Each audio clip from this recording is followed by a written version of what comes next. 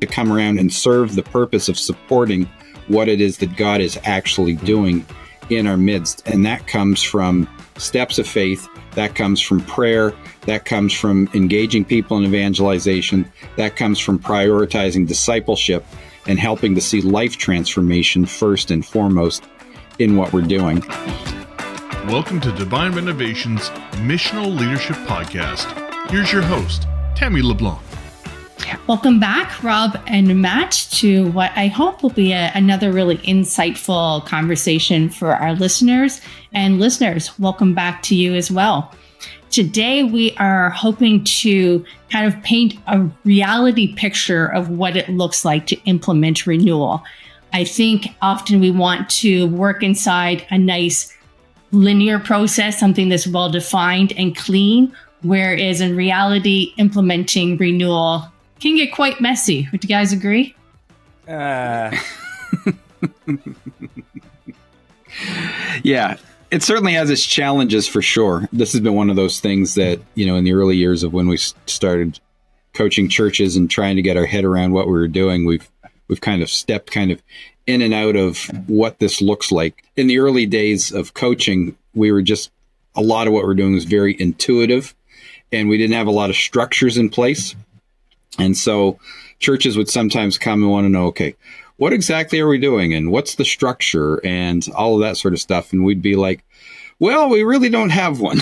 And so there was like a high level of trust on the coaching process. And then over time, we tried to codify some things and things like that. And so we have a little bit of a general pathway now, but even in the midst of that, we're still seeing that there's never going to be this linear, straightforward process to renewal where we just go through, this is chapter 1 of the book and this is chapter 2 or whatever the case might be. Yeah. I think people want to dive in at so what do we do? And that question works. I mean, because it should start a lot with prayer, right? Obviously. But the what do we do question often gets interpreted as, what's the change we need to make in our organizational structure? What's the first step we need to take? What's the second step we need to take? What's the order to it? Because I think that's just how people think and process. We've been given order in other areas of our life. I mean, a clock, right? You don't ever wonder what time comes after 1 o'clock and 2 o'clock. There's an order to time and there's an order to the church calendar. So it's not that we're operating outside of order when we start talking about this non-linear process, but it's not the same kind of linear feel as maybe time or a season would be. Yeah, I like the fact that, Rob, you admitted that we've actually stumbled with this ourselves as a ministry. When our first offering that we gave was this one-to-one coaching, where it was one coach to one parish, and they just brought to us their struggles, and we kind of worked through them in real time without so much a process. But then as we started to programatize our offerings, we started taking a look at ourselves at what is a logical step. Or then we started to get a little bit bigger, I think, and be like, okay, well, what things do we expect a parish to implement maybe in the first stages of renewal? So maybe let's launch into the conversation with, now that we've admitted that linearity isn't necessarily the goal, I think even though there is a tendency to want to break renewal down into organized steps, there are steps we can identify, but they're not necessarily going to be in an order. You may go from 3 to 2 to 4 and then back to 1 as you get going and discovering, oh yeah, we really didn't land this well. Or, hey, now that we've seen what God can do through evangelization, maybe we need to revisit our vision. But do you guys think there is a first step? Is there a first step for our listeners? Do you recommend them starting somewhere if they haven't journeyed down this pathway yet? Yeah. It seems funny, doesn't it? We're going to talk about renewal not being linear, but we want to know what the first step is. Oh, I love it. You guys can totally say no. There is. I'm kind of opening it up to you guys to be free here. If there's no first step, there's no first step. And is it doing 5 things at one time? Yeah. We have all these internal debates, what comes first and all that sort of stuff. This is going to show up in an outtake reel at some point in the future. I mean, but it's true. There is a first step, even if it's like, this isn't linear. Step number one. I was still back on what was the word? You used a very impressive word. Linearity or linearity. Linearity. Yes, there we go. It's like linearity. Whoa, word of the day. Yeah, we just had to assume that was already a word. Like I just kind of let it go, but I love it.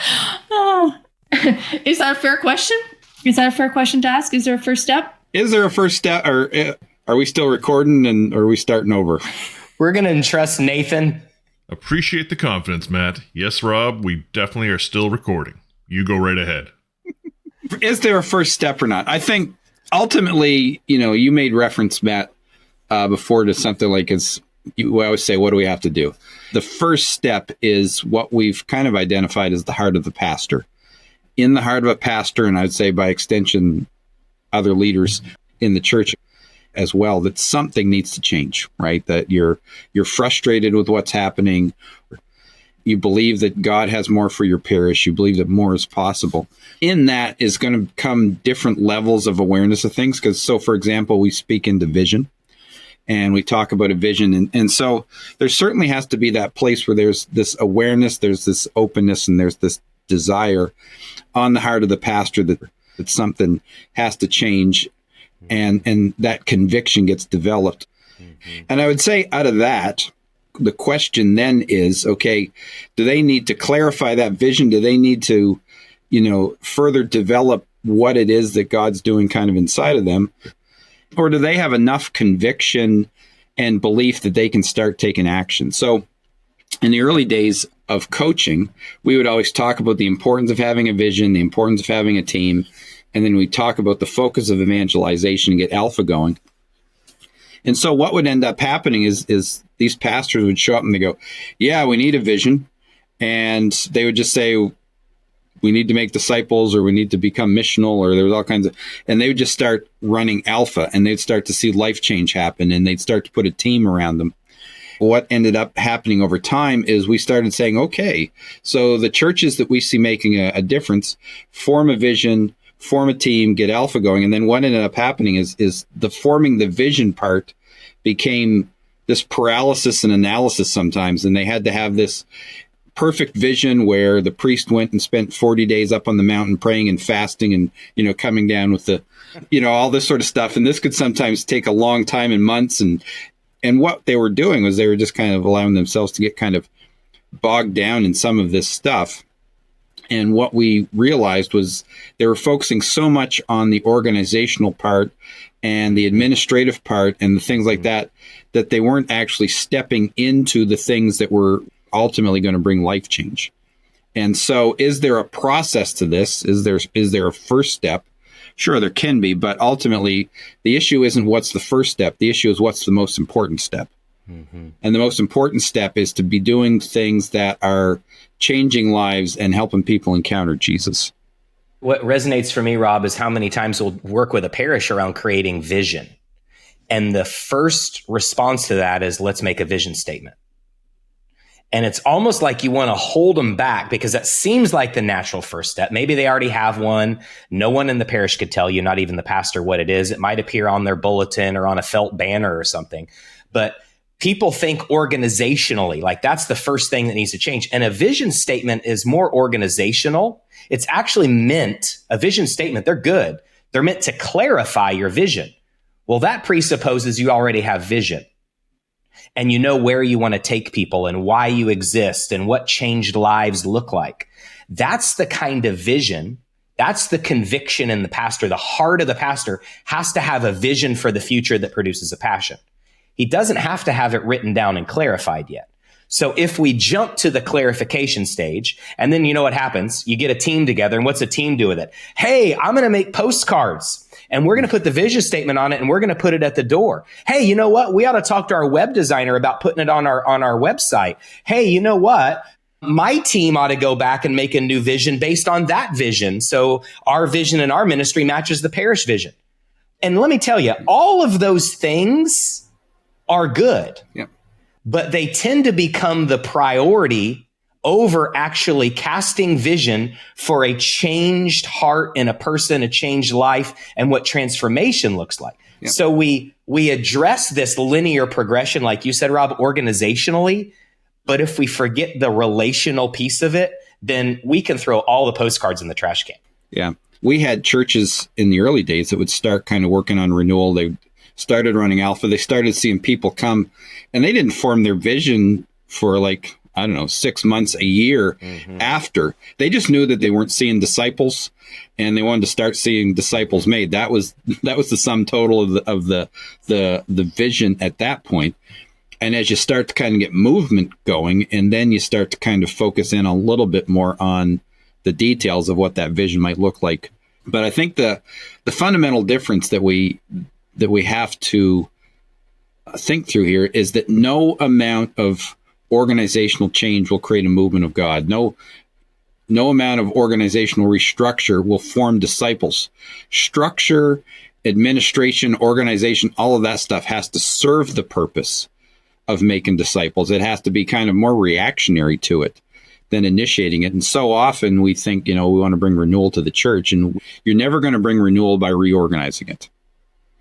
Yeah. You've got to be taking that step of where you're actually trying to reach people and allow the Spirit of God to move in people's hearts and minds and lives and things like that. And once that starts to happen, then a lack of organization can kill a movement of God, but organization's never going to create it and develop it. And so it has to be the servant in the process. And sometimes we get so enamored on the front end of restructuring and renewing and all that sort of stuff. Father James says it all the time. You can change your address and you can change your furniture. That isn't necessarily going to cause you to start forming disciples. It felt like as we were trying to codify things, rather than seeing these as general principles and trying to learn from the understanding of it, sometimes I think it got our priorities off shift in the process of what we were doing in coaching. Yeah, Rob, I'm curious too, how much you see this. I feel like I'm doing your job, Tammy, by asking this question, but I'm curious. Doing a great job. Tammy, you can answer this too. Like when we think about the structures, like, yes, what you said, that the lack of structure, that chaotic place can kind of stifle what you want to do. So structure is the servant of what you want to see happen.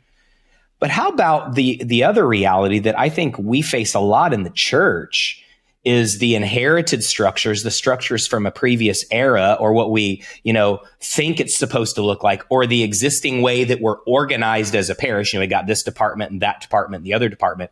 How often does the wrong structure break apart what we want to do too, or stifle the growth that we want to see? Because we take this new idea, like the pastor's got a vision and they get some people behind him and they start an evangelization process, and they even see changed lives. But then they take all of that fruit and plug it into a structure that doesn't serve that. Do you see that? Oh yeah, for sure. And let me say in this, structure is important. Sure, yeah. And so I'm not trying to suggest that it isn't important and you should ignore it. I'm just trying to say that it has to have its rightful place. So yeah, once you start moving in a certain direction, you want to start to see things happen, you have to ask yourself from a leadership perspective, what do we have to do to continue to steward this and manage it well? And there's a place for that. I just think that the question for that has to flow out of moving a parish forward and starting to see things happen, starting to form disciples, rather than that being what kicks it off. You guys might remember, I don't know, it's been a few weeks ago now, maybe even longer than that, when I had this aha moment when I was having a conversation with one of our coaches. And they were talking about some of the challenges of bringing change in the churches, and they were struggling to get people to buy into a vision and even forming the vision, and they were struggling a little bit even around the leadership teams because of some of the previous structures and how they viewed things. And I remember I looked at this coach and I said, well, don't do any of that. Just start running Alpha and start to see if you can see people come to faith, start to grow as disciples, and then allow that to influence shaping the vision and developing the teams. And they looked at me like I had, broken a law of God or something. It's like, and they said, can we do that? And I remember just that moment, I realized how much we'd kind of gone down this path of kind of the formula. right? And it was just this aha moment to me. It's like, because in their minds, they couldn't go on to doing evangelization until they had these other pieces in, right? And I just remember thinking to myself, oh my word, how did we get to this place, right? And as I started kind of backing up and thinking through, how we started doing things, no, we've told everybody you have to do this, and then you have to do this, and you have to do this. And, around the different steps, and you do have to do them, but you have to apply them in a wise way, and you have to recognize and ask yourself the question, is it leading to the life changes? Is it leading to forming the disciples that we want it to? Mm-hmm. So what I hear you guys saying is, yes, there are, in a sense, steps you can do, but don't get hung up on the step. The step is just something to start. So we gave the example of visioning, but it doesn't mean that your vision has to be fully refined before you start doing another, what we're calling step. So you could actually start implementing, like the example you gave, Rob, of an evangelization strategy. Even though you don't have a really clear vision, you have a heart for change. You can't stay the same as what you're doing. You have an idea of what change looks like, but maybe until you've seen people come into a relationship with Jesus, you don't even know what's possible. For example, when we see those transformed lives out of Alpha, sometimes parishes don't know what to do with those people. They're fully alive. They have a heart on fire. Well, where does that fire go? And if we don't ignite it, it's going to lose its flame. Yeah, that's really where accompaniment comes in, right? And accompaniment doesn't necessarily look like here's the next step. And I would even bet in Rob's example with that parish that they said, okay, let's start seeing changed lives. Let's let you feel what that's like, witness it, hear people's testimonies. That obviously that's a great first step for anyone, but it might not be the first step for the other parish. Like another parish might need to spend some time like clarifying their vision because they don't even have one. And then to understand that changed lives are important. So all those steps are important, but labeling them as the codified 1, 2, 3 is hard. And what kind of comes to mind for me is like in American football. And I guess this works for other sports as well. But American football, the offensive coaches who run the plays, they come in with a play sheet or here's all our plays. And a lot of football is situational. Like in this situation, we're going to run this play. If this happens, we'll do this. That's kind of like parish renewal too. But when that offensive coach comes in, they typically have like the first 20 plays they would like to run. Now, maybe that offensive coach gets through 21 week and is like, wow, I called a perfect game. These were the 20 plays I was supposed to call for that game. But I would bet most of the time by like play 6, they've said, well, that didn't work. We're going to have to do something else. So like there are natural next steps. There are natural plays that we need to run in parish renewal that they're like the ingredients for, right? These are the ingredients for parish renewal. But this is probably the difference. Sorry, I'm mixing lots of metaphors here with American football and cooking. But in cooking, there's bakers and there's chefs. A baker has to follow the recipe exactly. And I know I'm not a baker because I've screwed up enough, things in the oven that no one would want to eat. But a chef tastes along the way and has to adjust. It might be many of the same ingredients that a baker and a chef use, but they're different approaches. The problem is our structures are suited for bakers. Here's the next step. Here's the next step. Here's the next step. Or the first 20 plays of a football game. But this really becomes adjusting to what you see happening and playing this almost like a chef would, tasting it along the way, seeing what things you should implement next. Okay, this is a natural next step, but we got to do this first. If I can build on that analogy of the chef, Matt, too, there's a certain understanding that a chef has so that when he tastes it and it's too bitter, he has enough insight to know, okay, I need to get rid of the bitterness. So what am I going to focus on to subdue the bitterness? And so there's that, okay, here's my toolbox of things. What am I going to start implementing next so that we can bear whatever fruit we're looking for? Mm-hmm. In this whole process, you want to be able to step back and you want to be able to analyze what's happening. So what are we seeing happening in the life of our church right now? Are we seeing discipleship happening or are we not seeing discipleship happening? Are we getting bogged down in other things or are we not getting bogged down in other things? And that ability to make adjustments as you're working towards where it is you want to go? Are you seeing the life change that you're hoping to see? If not, what's the reason for that? This is the purpose of vision. The vision is, okay, why are we doing what we're doing? We're doing it for discipleship. What does it look like? And are we seeing it to the degree we want? And so do we need to ratchet up the vision for this season because we're not seeing the outcomes that we want? Do we need to focus on leadership development, forming our teams, things like that? Ultimately, because we're not seeing the outcomes that we want. And so learning to be able to step back and ask, okay, are we seeing what it is in our hearts that we desire to see, rather than just, well, I've ticked the box, or I learned last week that's a Canadian saying. It is. Yeah, we check boxes south of you guys. Okay.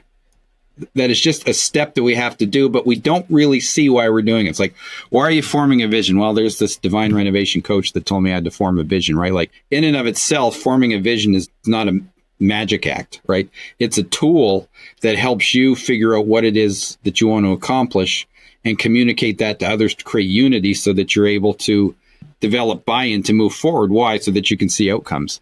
So for parishes then that aren't working with a divine renovation coach and they're going this alone, how do you guys recommend they discern what to tackle next? Well, I mean, I think the first question is, what is actually stopping you from forming disciples, or what steps do you need to take to begin to see disciples? Because are you doing something intentional around evangelization? And if so, are you seeing lives changed? If not, then I think that's got to become your number one priority. If you're starting to see lives change, but you're not really sure what's next, or it's unfocused, or then I think a lot of these other things is what actually helps you come into place and continue to build those and continue to lead your parish effectively. Right. So where are you seeing fruit? Yeah. And as Matt, you would say, put on the gas. Yeah. I think that works for anybody, right? Whether you've been at this for a while, or if you're not being accompanied by someone that's kind of guiding you through renewal, or if you're stuck, to discern what you just said, right? Like, where are you seeing fruit? And you need to apply more gas there, because something's working there. The Lord is moving in a way that's bringing about transformation. It's like he's getting our attention and says, look over here, look what's working. Give more resources, more gas to that. Give it more attention. Look through your vision and say, is this accomplishing our vision? And if there's areas where you're not seeing fruit, it doesn't necessarily mean you cut that and prune that, but it might. Because here's what I bet. Most people, when they don't see fruit in an area, they try and fix it. And that can work sometimes. But how often, if we're really honest at parishes, do we prune stuff? I don't ever see it. You're afraid of hurting someone's feelings. You're afraid of backlash, or you're afraid of nasty emails. You're afraid someone's done this for 30 years and it's their baby. Pruning, that's painful. And we typically don't prune things. So I would say as big a part of putting gas on the fruit is pruning the things that aren't working. Another way of saying it is look to see where God is moving and align our vision to where God is showing up. That sounds so much more spiritual than what I just said. So yes, what Tammy said. I know Rob has a great analogy. I did like the image of putting gas on fruit. I mean, that was... Yeah, that doesn't quite match maybe, but yeah. Okay, so while we're throwing out all this imagery, Rob, your metaphor for the catching the wave. Yeah, first off, it's not my metaphor. I stole it from, I think, Rick Warren. Oh, okay. It's just the idea that in surfing, you don't create waves. Humans don't create waves. But we do have the responsibility to, if we want to go surfing, to figure out the skill of how to ride a surfboard, which I have no idea how to do. But I understand the principle of it. So riding a surfboard, it isn't an inactive thing where you're just passive. But at the same time, it's not something where you're creating the energy. You're not creating the power that's moving the wave forward. We'd compare that to the Holy Spirit. The Holy Spirit working in our churches, that's not something we can create. We can't create a move of God. We can't create the activity of the Holy Spirit. We can step back, to Matt's point, and to say, how is God at work? Where is he working? And then how can we, pour gas on the fruit, or how can we steward the process of we can steward it. We can figure out how it is that we can best manage some of this stuff in the sense, and that's where the vision comes in, and that's where the leadership team come in, and that's where structure comes in. It's like, no, we want to put the right people in place. We want to have a vision to help people understand their place, what they're ultimately working towards. But all of that is to come around and serve the purpose of supporting what it is that God is actually doing in our midst. And that comes from steps of faith. That comes from prayer. That comes from engaging people in evangelization. That comes from prioritizing discipleship and helping to see life transformation first and foremost in what we're doing. And I would just say this caveat to any pastor that's maybe listening a little confused. I would say you need to develop your vision enough that you can figure out what a next step is or how you need to action it, but you don't need to get caught up in the paralysis of analysis of turning this vision process or changing your structures or all this sort of stuff into this finite thing that just takes forever to do. Yeah. So I guess it's fair to say as coaches, you guys are helping parishes to change the lens through which they see what they're doing as opposed to necessarily giving them steps and helping them to create like fertile ground, I guess, for which the Spirit can move, for which people's hearts will be opened to receiving the Holy Spirit. Mm-hmm. It doesn't negate the need for a plan. The nuance to this isn't either or, because we tend to be in this pendulum swinging business, right? Like throw it all out and make it all different. Like it's not that we're seeking here. There's actually a parish that I coach. The heart of their pastor and their team was the first thing to move, which is what you love to see, right? Like we want this. It's like from that place, the vision almost became natural for them. And they started wanting to cast it and wanting to get more people on board.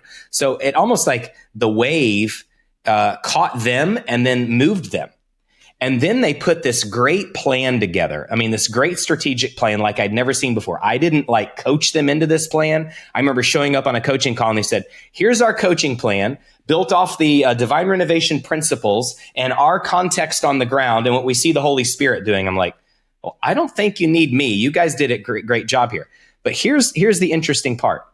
The plan is awesome. It's even broken into phases, like how many years they see. They've set priorities. That's what strategic plans offer. But they realize now we got to go work the plan. Now we got to go run the plays, right? And they're probably going to be surprised along the way that their plan doesn't move through each phase perfectly like they laid out. They're going to realize some ways that the Holy Spirit is course correcting them, but they've got a plan.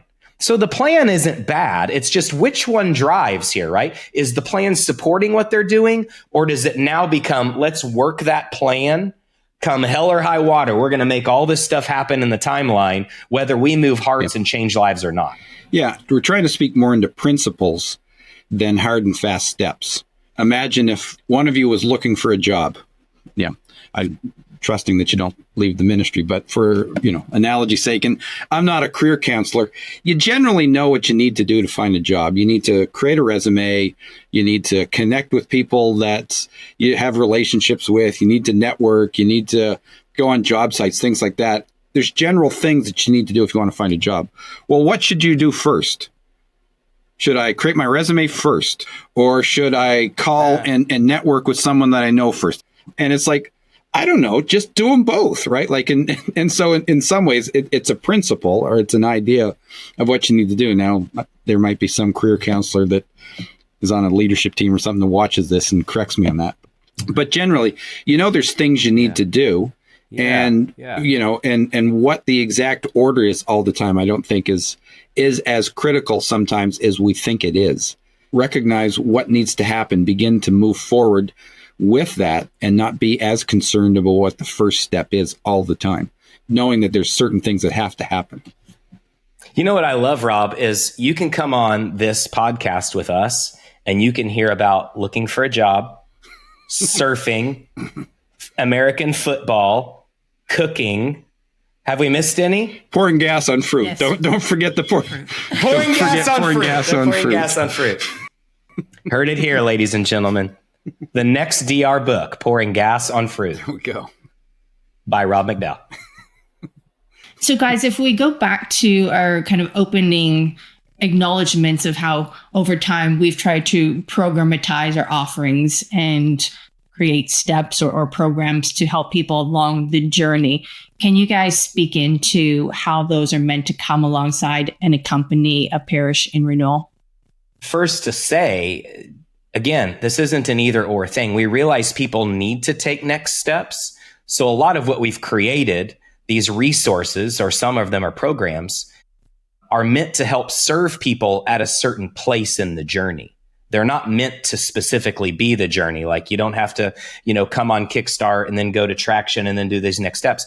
Although you might take those steps in that order, right? So like we have ways to support teams, support pastors one-to-one, ways to cast a wide net, ways to go deep. This conversation tends to be for those that are already on the journey, right? Like we're going a little deeper into some of that context. So I think just understanding, first of all, why our ministry has created different resources. It might be because you're stuck. It might be because you don't know what the next step is, or it might be because you might know it, but not know how to do it. So there's ways that we want to help people take the next step without concretizing. Is that a word? I know we're throwing new words out here today too. What exactly the next step would be. I really like the analogy Rob had about looking for a job. Like sometimes it's doing several steps and knowing those need to happen before others, but the specific order of those steps might not be as important.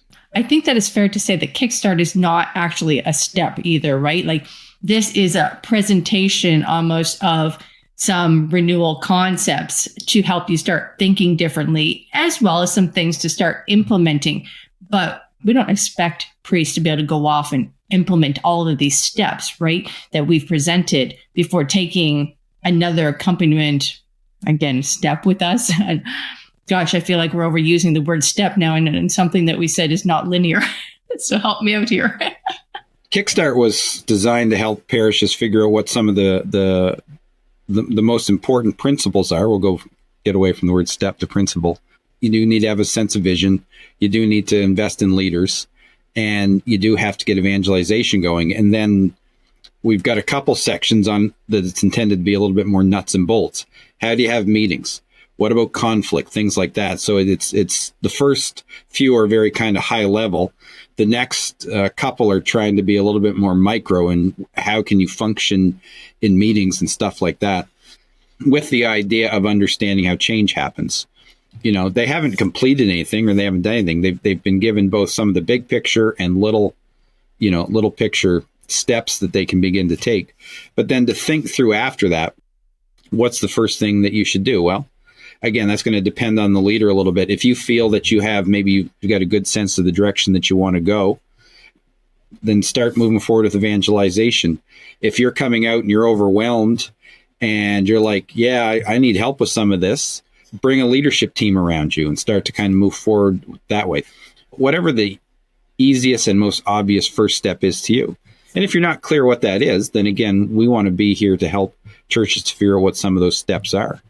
And I'd say that's true for any of our group coaching, any of the offerings that we have around that. Like it's intended to be helpful to help you think through kind of where you're at. And if those next steps aren't clear, that's fine. That's part of why we're here. That's part of why we want to help you figure out what those next steps are of implementing the principles there. I'll use both words in the same context. Both words. Tammy, even the question you asked, like, we don't see Kickstart as a step. Yeah, no, we do. Just not the next implemented, executable step of renewal. Like that step might be the pastor's heart changing, or needing to be inspired, or needing to see his leadership differently, or needing to see what's possible at his parish. And sometimes Kickstart can be that kind of light switch moment, right? It can be the one that lets them see it differently. So I would absolutely call that a step.